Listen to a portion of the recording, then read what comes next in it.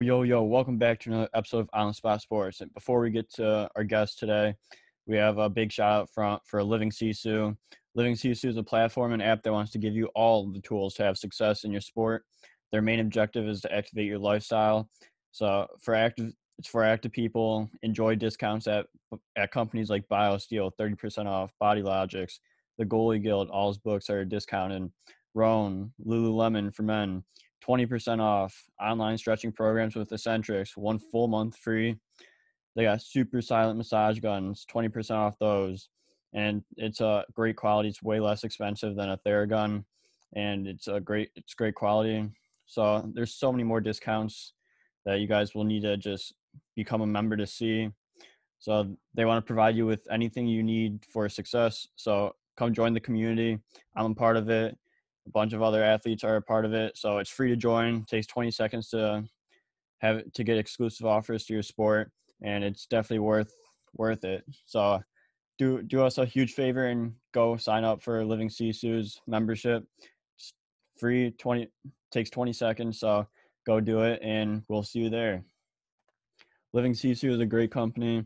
We know one of the co-founders, Zach Fricali. He's a great guy. He's the co-founder. He does a lot of live streams on Instagram at Living Sisu, and with a bunch of elite athletes, and you learn a lot from like the athletes' determination, their resiliency, everything to what made them become successful. So it's been a great experience so far. So go on. I'm gonna leave the link in the description. So go sign up. Yo, welcome back to another episode of On the Spot Sports. I'm Jack, and in today's episode, we are joined by a very special guest, current professional goaltender Austyn Roudebush. Austyn is currently with the Birmingham Bulls of the SPHL, the Southern Professional Hockey League. Austyn played juniors for multiple junior hockey leagues, ranging from the NA3HL to the GOJ to the GOJHL, before committing to play college hockey at Adrian College. So, welcome to the show, Austyn Roudebush. How you doing, Jack? I'm doing good. Just trying to stay safe during these times. So, how are you doing? I'm doing well, man. I'm doing well. Staying healthy. Yeah, for sure. So you recently got called up to Birmingham. So congrats on that. It's like how's things been in Birmingham? Things have been good. The team welcomed me in with open arms. You know, everyone's very nice here, and you know, we got a good squad here. The practices are, you know, seeing a lot of shots, so that's good. Yeah, you always want to see reps. So that's at least good. So like what's it like playing during these times of COVID, like with all like the protocols and everything they have to go through, and like just being limited amount of like restricting yourself to only seeing like your teammates and that's it? Yeah, we're not allowed to like really go out and have too much fun, like outside of town. We can't really go to bars or, you know, just put ourselves at risk. So do as much as possible to just stay indoors and stay away from fans and just other people outside the team. Yeah. So like what do you do to kill that time when you have nothing to do and just besides going to the rink and that's it? Like what do you do outside? Oh, outside. Well, I mean, I haven't been here too long, but I know a couple guys have baseball mitts, football, spike ball. We kind of get together and do that.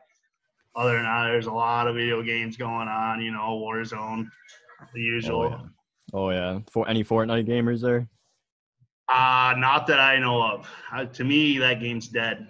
Yeah, it pretty much is. Just I remember like last year it was huge, especially in the hockey world, and like everyone was playing it.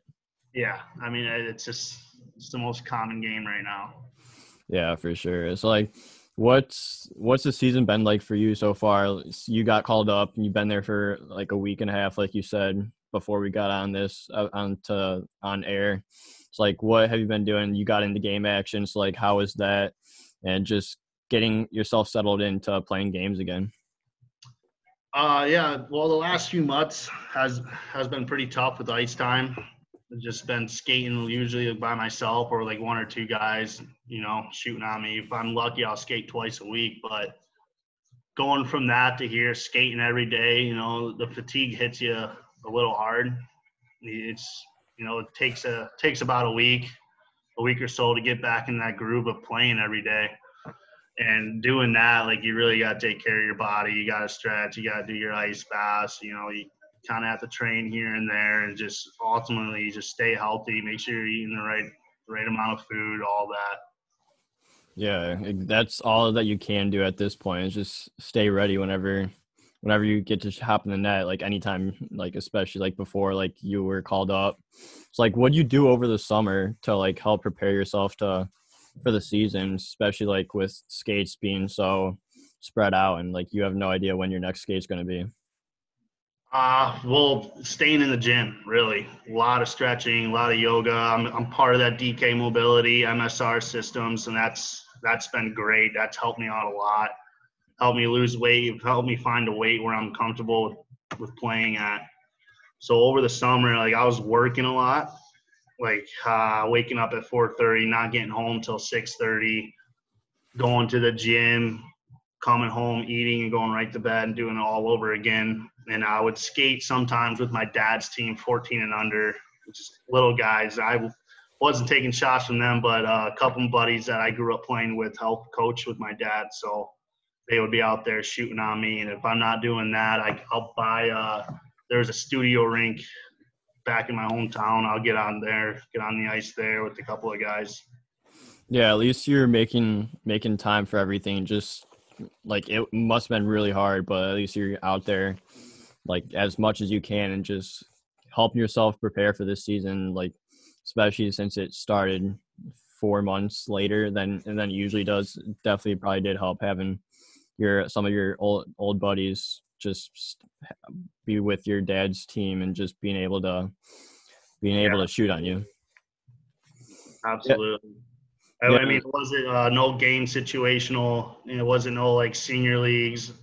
I wasn't able to get in any of those. There was one good one, but the goalie spots were pretty much covered because they've been with that senior league for years. So I kind of got opted out of that. But other than that, man, I'd have to buy ice time when I can and skate with my dad's team when I can.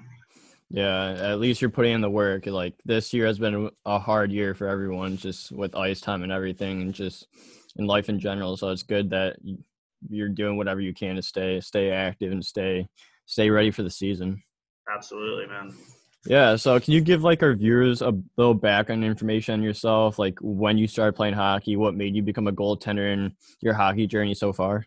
Yeah, funny story. So my dad has been my coach. Well, he coached me ever since I was little, all the way till my U18 year.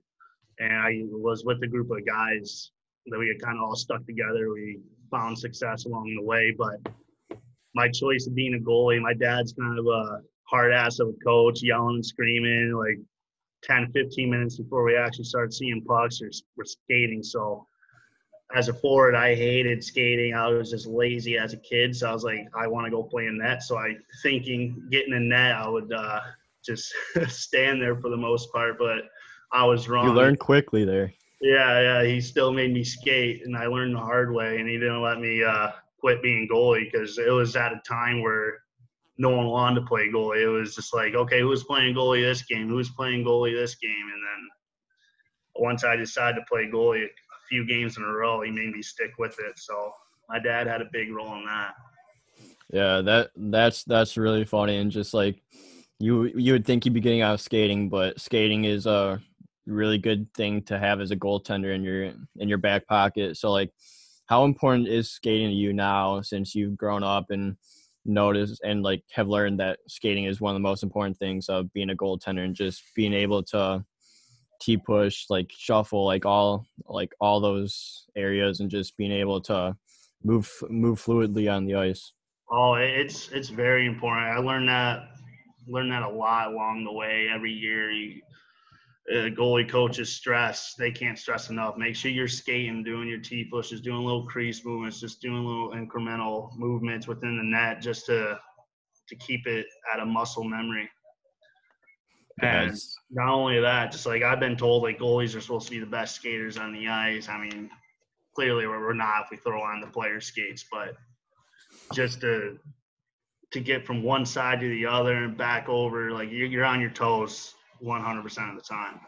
Yeah, when you're transitioning from that forward to goalie, you're probably like, haha, I got out of skating, and then you're like, oh shit, like goaltending is, you actually need to learn, you actually need to be good on your skates. Yeah, absolutely. And yeah, I mean, when I wasn't playing goalie, I was playing forward, skating out, and like doing both like really helped me like within my net too. Just learning the edges, learning the edge along your toe and your heel, outside, inside. Yeah, it's always fun playing out. You like anytime you get like, I still enjoy scoring goals on other goalies, and then but I also enjoy being a goaltender too. So it's definitely nice being able to do both. That's for sure.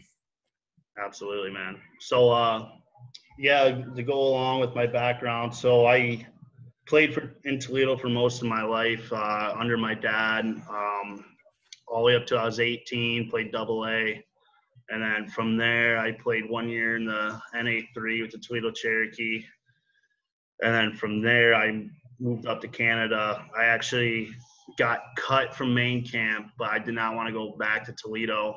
So I sent the coach an email saying to have another look at me, saying that basically he made a mistake, and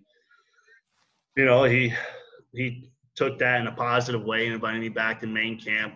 Tore my meniscus in the first game of the main camp, played through it, made the team. After the main camp told me, yeah, actually tore my meniscus. So I sat out for the first month and then came back in and played 2 years in the GO. And then from there got eyes from Adrian College Club. So I decided to go there. It was close to home. I was from going from junior hockey, skating every day when you can, have full rink access. I wanted to go to a school where you pretty much had the same idea. So at Adrian College, there's a rink on campus. The school pretty much revolves around the hockey teams there. So it was nice just transferring from junior hockey to that, being close to home. And then from there, I was talked to by a coach that I played against, Chris Broussard from Western Michigan University club team. He asked what I wanted to do. Said I would like to play some pro hockey, maybe in Europe if possible, and he hooked me up with an agent. He got me over to Sweden D2. Did pretty good there. And from there, I knew a coach from back home, Ian Duncan, who played a little bit of pro back in his day, and I grew up with his son, Brody Duncan, and he ended up coaching the Menor Icebreakers, so he got me on a spot there. And being at my age, I was like 25 at the time. It was getting close to where, like, yeah, I can't play in the Fed for the rest of my life, so if I don't get called up, I'll probably, quit hockey because, it's just not – that amount of money is not going to pay the bills. So come around January time, my wish came true. I got called up by Roanoke, had a pretty good year there. Unfortunately, COVID ended it short, so now I'm here.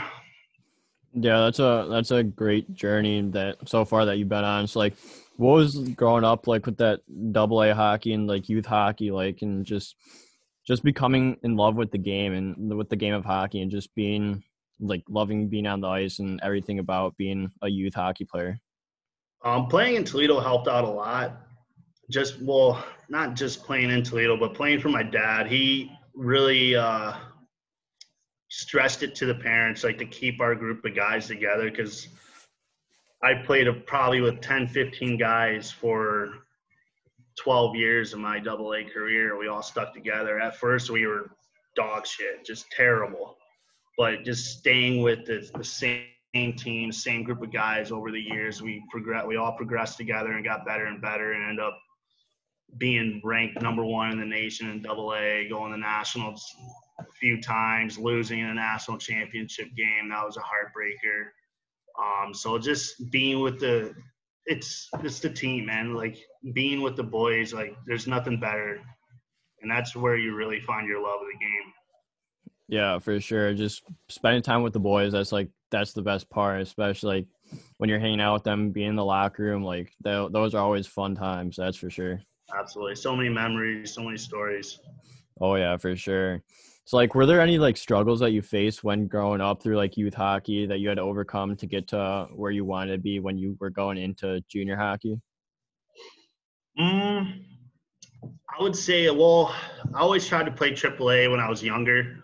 I always went to AAA camps, but AAA camps like Honey Bake, Little Caesars, Victory Honda, you'd go there and they'd have 26 goalies at the camp, and you'd see 2 minutes of ice time for their games. And then you got 4 or 5 AAA goalies that play AAA for years before that, and you kind of just get overlooked. I was a short goalie growing up, so I never had the size. So like being a double A goalie, short, and then being looked at alongside triple A goalies, I kind of that was probably the biggest struggle. Yeah, and like it's rough out there when you're especially a younger or a smaller goalie, you get overlooked. But like, did you like have that mindset that like you were not gonna let people overlook you and just have your game speak for yourself, or did you, or like what was your mindset like during that time? During that time, I didn't really know as much. I just, I always knew I had the double A team to go back to. And we were always good. We were always a top double A team. We would beat triple A teams and keep it close with them. My mindset, it's hard to judge now, but, at the time I was just loving playing the game. Yeah, and that's the most important part, is just the love of the game and just wanting to be there every day. You want to better yourself every day too. Get better, and always knowing that there's room for improvement, and never being satisfied with yourself. Yeah, exactly. 100%. That's a great thing you just said there. And it's like after your time in youth hockey came to an end, you decided to go the junior route. So like, what was the process like for you finding a home with the Toledo Cherokee in the NA3? Did you go to like tryouts, like camp, and did you get invited to their camp, or did you just Oh yeah. email the coach? Yeah, well, we were always around the rink with those guys because we played double A. We played out of the same rink as the Toledo Cherokee. My last year of double A, I was practicing with them before going to juniors. So I kind of knew that's where I was going to end up the following season. Yeah. So like going into that first year, did you have like any expectations of like what junior hockey was going to be like, or how you're going to compete with them, or were you just like go with the flow and see what happens from there? I kind of just went with the flow because it was not a new scene for me, just being in Toledo my whole life and just continue on playing in Toledo. So it was really no difference for me. I mean, the travel was cool, and going to the hotel with the boys and all that. And we went to the Final Four that year too, so that was pretty cool. That was in Chicago, Illinois. Yeah, absolutely. So then you got the chance to play in 26 games your first season, and where you went 15-9. It's like, what do you think helped you become so successful during that year, especially in the NA3 when you first went from youth hockey to the NA3? Practice, just being on the ice every day and just not giving up on every shot. Just there's a rebound laying there, you got to fight for it. Battling in practice, because if you're going to battle in practice, the boys are going to battle back, and you're not just making yourself better, you're making your team better. Yeah, and 100% agree with you there. It's like when you're practicing, like besides like going hard for the rebounds and like playing everything out, like what else would you do? Would you practice skating at that time, or did you not really think of skating as much during that time, or like what else would you do during practice to help elevate your game? Oh, at that time, I was kind of a knucklehead, but we didn't really have a goalie coach, so we didn't really practice too much skating. We didn't really have extra time as well, just because there was other teams waiting to get on the ice after or before us. But I really didn't tap into my skating until probably after juniors, once I got into college, which I regret now. I wish I would have done a lot earlier, because I'm still a bad skater in my own opinion. Yeah, there's always those nitty picky things that every goaltender is gonna have, and like I agree with you with like my skating. It's not the best, but like it's getting better. So like, but like you're very critical of yourself, especially as a goaltender. You have to be. You have to be. Yeah, you I really don't do. think there's – if you're not – you got to be hard on yourself. You have to be, because if not, other people aren't going to do it for you. Yeah, exactly. You just gotta be your own critical self and just like do whatever you can to help yourself get better. Absolutely. So, like, what were some of the biggest takeaways you learned throughout your first year of junior that you didn't know going into juniors that you just had to learn right away? Your spot's not guaranteed. You know, you can get traded, you can get released. It's your job's not guaranteed. It's not permanent. So learning from that, like that just goes along with practice. If you're having shitty practices, your coaches are going to notice that. And just practice. I mean, growing up, I wasn't the greatest in practice. A lot of times I would just stand there and let the puck hit me versus actually trying on every shot. And in juniors, knowing that my job could easily be taken away or given to another guy, it just made me try harder in practice. Yeah, you learn going into juniors and beyond that it's a business. Like, you're not doing your job. Like, you're not gonna be starting. You're not gonna find a team. Just, you're gonna get the can. Like, absolutely, man. Yeah. So then the next year you went up to the GOJ and played for the Leamington Flyers for 2 seasons. Like, what was that transition like that you had to go through going from the NA3 to the GOJ? Well, Leamington was only about 2 hours away from home, an hour up north into Detroit, an hour south into Canada. But it was a home away from home for me. The billet families were absolutely amazing. Once I got there, I was like, wow, this is junior hockey. This is what junior hockey is really like. Living with a billet family, you skate every single day. You're waiting for the games. It's the hockey lifestyle. You skate in the morning, you have the whole day to yourself afterwards. Yes. So like, what would you do to help pass that time, especially when you're in juniors and you don't have to worry about anything after practice? I mean, it's kind of the same thing here, man. You're just gaming, you're watching hockey, you're studying film, you're hanging with the boys, work if you can. I had a landscaping job when I was in Leamington, so that was pretty cool. It kind of helped me put a little more money in my pocket at the time. Just junior hockey in Canada is awesome in my opinion. Just living in Canada was just probably the best 2 years of my life. Yeah. So like, what were some of your favorite places that you visited when you're in Canada playing juniors? Oh, London, downtown London for sure. Because when I went to Canada, I was 19, so that was, that's a drinking age there. Going to downtown London with the boys was a blast. That was a scene I have never seen before. Windsor was pretty cool too. That was always a good time on the weekends. Spent a lot of time there. Yeah, you just have all the good times going from bar to bar in juniors, like in Canada. It's nothing better, I would assume. No, it was a hell of a time there. Oh yeah, I could imagine. So then you played in 24 games and 27 games in those 2 years for the Flyers. So what was that development period like for you, and being able to get reps after reps and play a ton of games throughout that stretch? It was just a lot. It was a lot of hockey. It was kind of cool because like you'd play with a lot of 15-year-olds that were OHL prospects. My first year, there was a goalie there, Matt Mancina. He was a first-round Guelph Storm draft pick. So playing with him was really cool. I was just seeing this young little kid, like he just looks so young, and then puts the pads on, and he's absolutely nasty. Yeah, so like, what did you learn from him, and just from how he plays the games and how he approaches like practices in the games? Like, what do you take away from him that you helped develop into your game?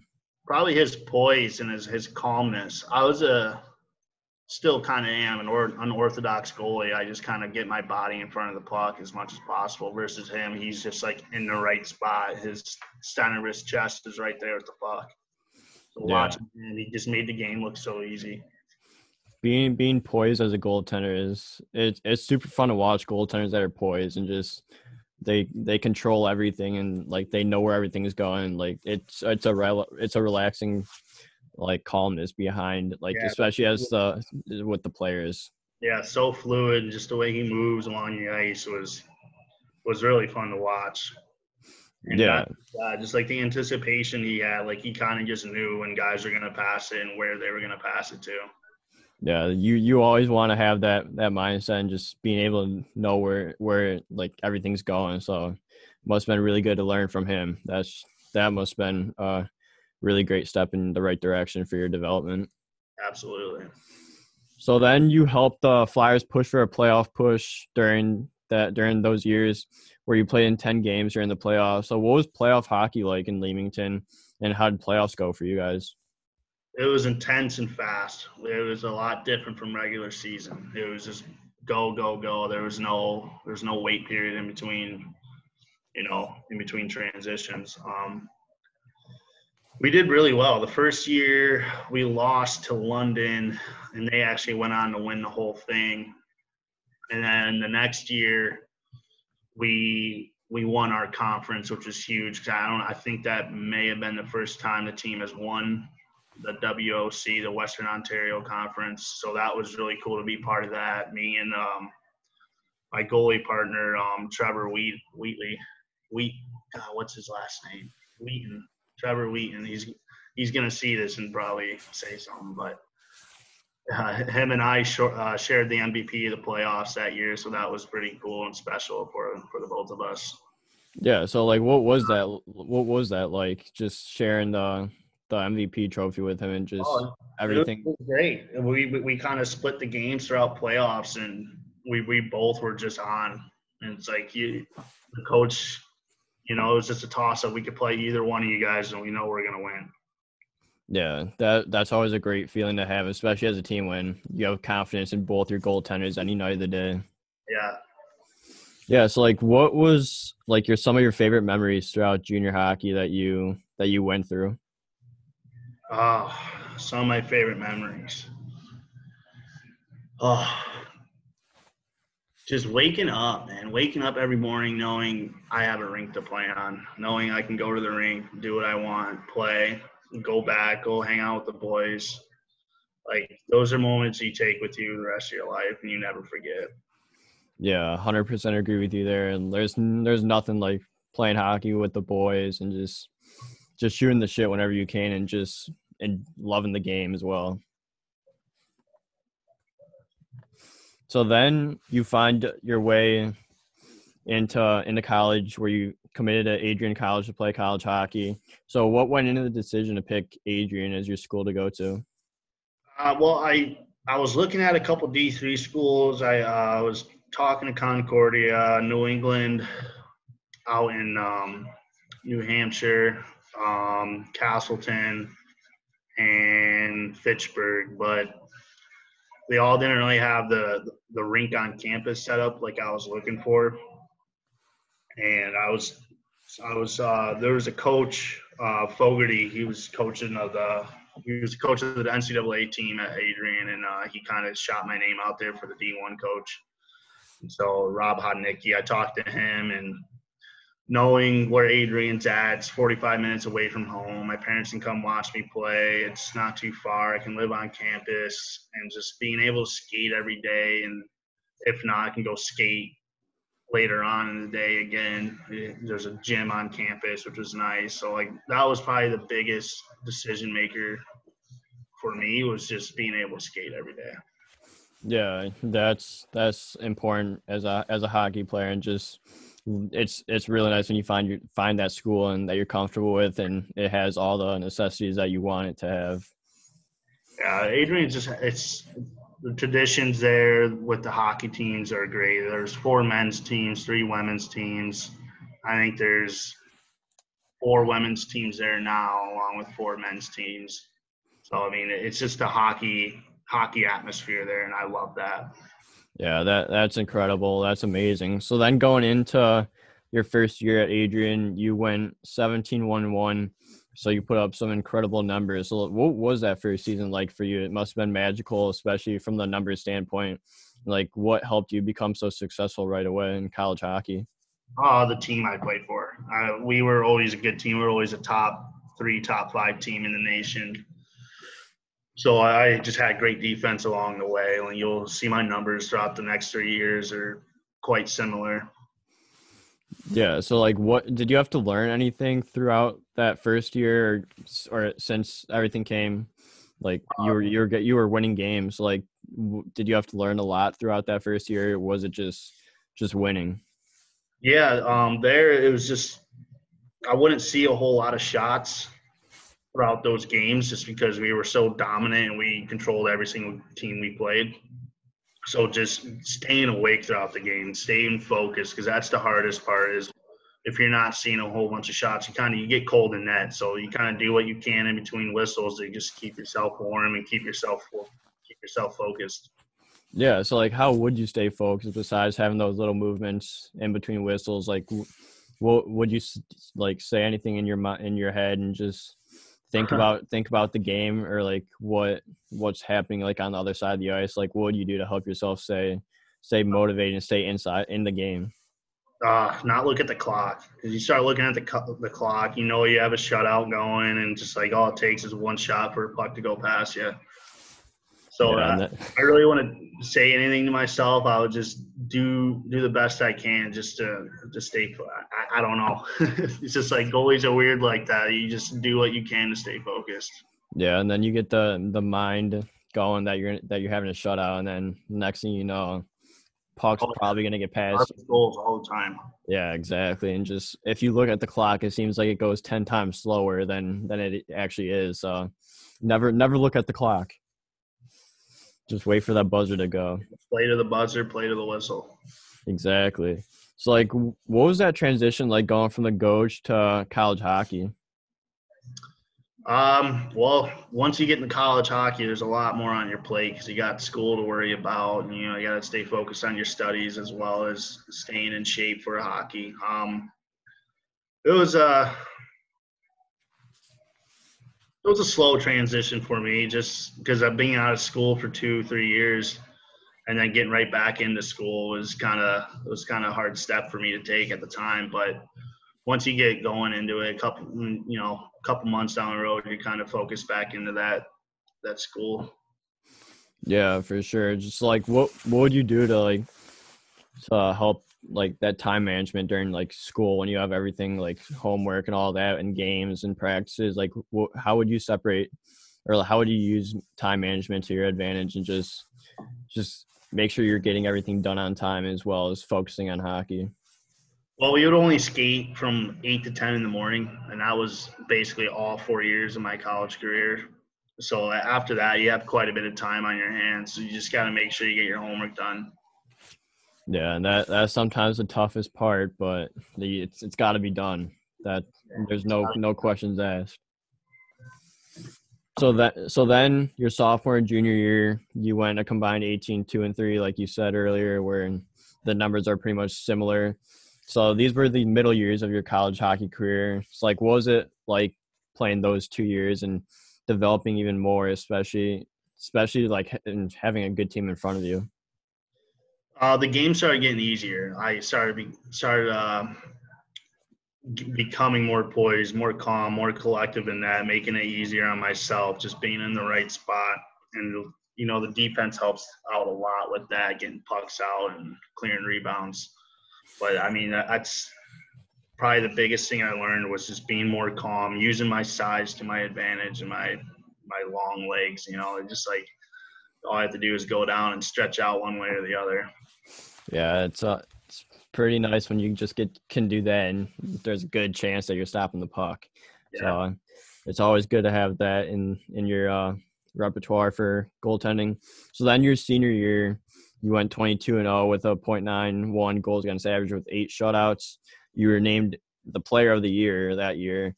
So how much did it mean to you to be named for that award, and like throughout the years that your team has helped you be so successful as well? So like what did that mean to you? Oh, it was surreal. It still is to this day. I just, like a lot of the boys are kind of saying, "Oh, you're getting player of the year, player of the year." I'm like, I don't know. It's playing on a stacked team, and I don't see a whole lot of shots. Yeah, I'm undefeated, but I kind of expected one of the forwards with all the goals to get it. It was special to me. It was special to my parents. That was the biggest thing. Is having your parents say that you're proud of you and all your loved ones saying you're proud of you. So that was a real special moment for me. Yeah, that's awesome. That must have been really good to have everyone say that about you and just everything you've been through and how good you guys were, and to see all that unreal and go like you get that award, it must have been a really good feeling. Yeah, it really was, man. Yeah. So then after your senior year, you signed a deal overseas in Sweden for Viking HC in Division Two. So what was that process like for you to sign a deal overseas and find a team? I know you talked about you knew a coach or a player was over there. So like, what was the process like to sign with Viking HC? It was kind of a long process, just going through the international papers, and I was basically over there as a tourist. I wasn't there playing hockey because I was getting paid underneath the table, and which later on integrations did find out and they wanted to deport me. But the process was a little tough because you really don't know what you're walking into. You don't know anything too much about the coaching staff, and they speak a lick of English, like little to nothing. So language barrier was really thick there. But yeah, just kind of just going in with low expectations, just because you go in with high expectations, you're gonna just get disappointed there. Um, Not knowing what I was walking into, just where I was living at and everything, it was just a shot in the dark. My parents weren't too sure about it, and just traveling overseas with all my clothes and my hockey gear was a little rough. But once I got there, it wasn't too bad. Yeah. So like, what was that culture shock like? Like, I'm guessing it's a lot different than the States and Canada. So like, what was it like over in Sweden? Oh, well, it was a beautiful country. I was kind of disappointed with the team. They weren't really welcoming to me and my roommate. It was just the team kind of had their cliques, and they're all Swedish, and they don't really speak to you unless you speak to them. So the culture shock was, I don't know, it was just kind of like the same thing as juniors. You wake up every day, you go practice, you train, and then you go home and do the same thing as you would in juniors. Yeah. So like, what was that first taste of pro hockey like in Sweden? Like, you're playing games and like you're getting a different feel from North American hockey to hockey in Sweden. So like, what was that first taste of pro like, and just being in a different country? Well, going from NHL sized ice to Olympic sized ice was it creates a lot of room for the players just to be skilled, a lot of passing, not as many shots just because they're all just trying to get to the net. It was pretty fast. It wasn't really physical. A lot of young players. It was a mix between really, like, there's 16-year-olds, 17-year-olds playing with me, and then I had 30-year-olds and 40-year-olds playing with me too. So it was just a big mix of different age guys on the team, which they all can play. Yeah, that must have been a little weird having like all that different age range, but you're playing hockey in Sweden, like that's a beautiful country to play in. Yeah, no, I mean the country itself is absolutely gorgeous. I would love to go back and just tour myself. Um, Very clean over there. Like there's community workers out there every day in the streets cleaning up garbage. If there's little to no garbage. No one litters. They really take good care of the country. Like every place that has a trash can has two separate trash cans next to that trash can for recycling paper and plastic. So they're really energy conservatives over there. That's awesome to hear. So then, do you have any cool or interesting stories that you experienced when playing over in Sweden? Yeah, me and my roommate, he's from Canada, Timmins, Ontario. Kevin Walker is his name. We would go to Carlstad sometimes, which is a bigger city, like about an hour south, or Orebro, and just kind of walk the streets. It's just very all historical, untouched. It's never been, bombed or anything from past wars. It's all the original foundations of buildings, and so that was really cool to see. Yeah, that's awesome. Just having like a place to go to and just walk around, just live the Sweden lifestyle, I guess you could say, and just enjoy being out there. It must have been really great for you and great for your roommate to help you guys bond some more as well. So then last season you played in the Federal Hockey League and you were playing in 24 games for the Mentor Icebreakers before getting loaned for 13 games to Roanoke to the Rail Yard Dogs in the SPHL. So like, what was your experience like playing for Mentor and some of the ups and downs you had to overcome to help yourself jump to that next level? Mentor was a nice town to play in. You know, they had a good fan base there. The ownership was nice. They loved the coach. The staff was great. I loved the teammates. We lived in a house with like 6 guys. We're all brothers to this day. So that was really cool just to live in a house and play hockey. That was the big change from previous years of playing hockey. You know, like I said before, like I was trying to get called up, so I was on a mission as soon as I got there, and I took hockey very seriously, probably more serious than ever. And I didn't. There wasn't a moment I wasn't trying. Yeah. So like, what did you do to help yourself get better from the time coming back from Sweden to signing with the North American team during the summer? Staying on the ice as much as you can. As long as you have to be on the ice, and training in the gym, making sure your body's healthy. Just a lot of injury preventions. You know, our hips and knees and ankles can only tank so much. So making sure those are all intact and healthy and strong. That was the biggest thing going into the Fed for me, knowing that I wanted to get called up. Yeah, for sure. And just you gotta be recovered, and you gotta be good with your body especially as a goaltender, if you want to keep playing. So it's good to hear that you're recovering and all that, and helping your body be ready to play. So like, what was something you had to learn and handle well when you got moved from the Federal League to the SPHL?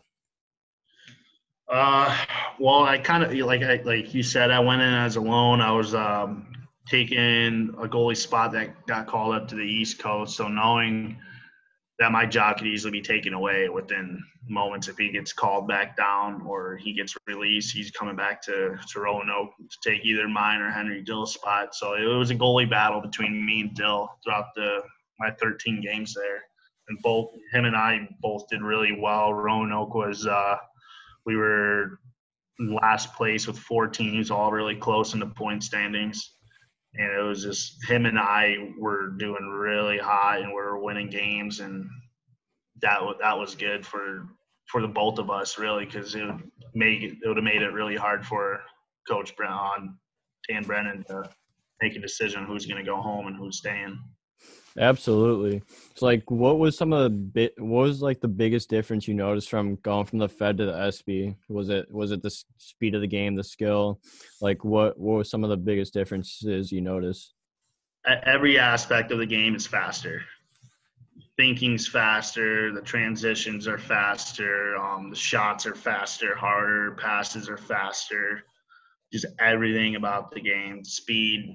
It's playing in the Fed. I was at a point where I was very dominant and controlling within my game, to where in points of the game you don't really have to be on your toes all that much, just because guys are slower thinking, versus this SP. They'll shoot from anywhere, and it's going to be a good shot. So on your toes at all times throughout the SP. That was probably the biggest. Yeah, for sure. So that, like, you got to be ready at all times. You don't know where it's coming from, so you gotta be ready whenever. Yeah. So then you were awarded the FPHL best goals against average with a 2.73 and best save percentage .297 during that season. It's like, what do you think helped yourself finish at the top of the Federal League and get named to those awards?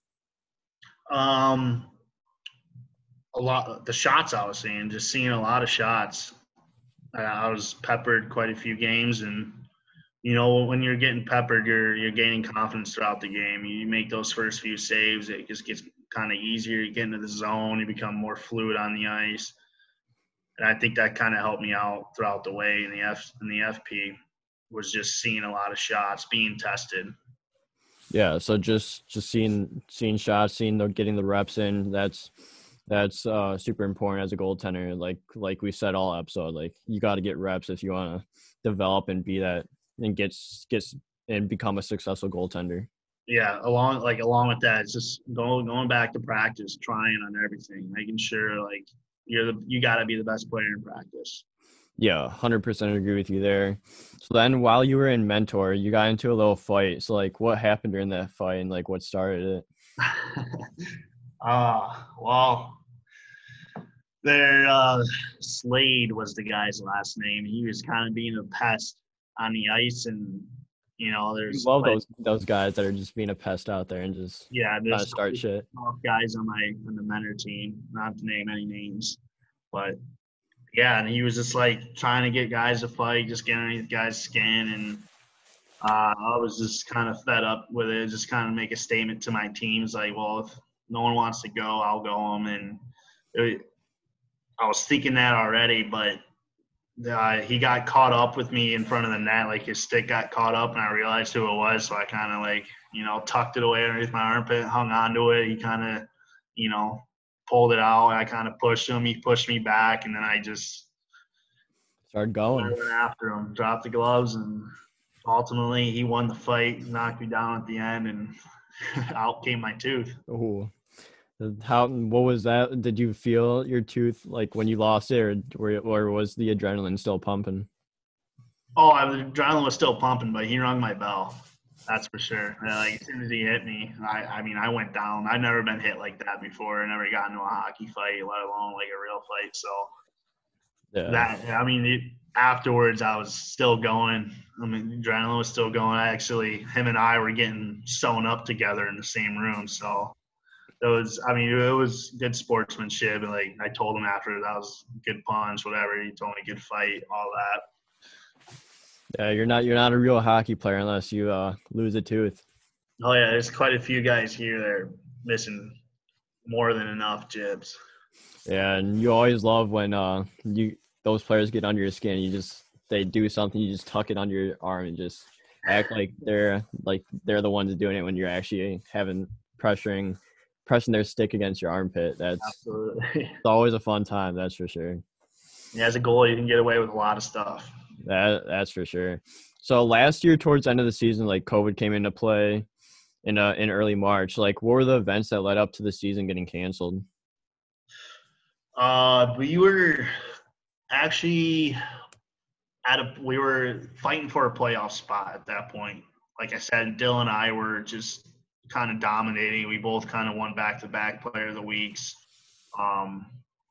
We were just kind of helping our team win, giving them a chance to win. We're actually on our way, not on our way, but the weekend of we were supposed to play Birmingham, and it was kind of a point battle there. Like whoever wins that weekend was going to be pretty much in the playoffs from there on out.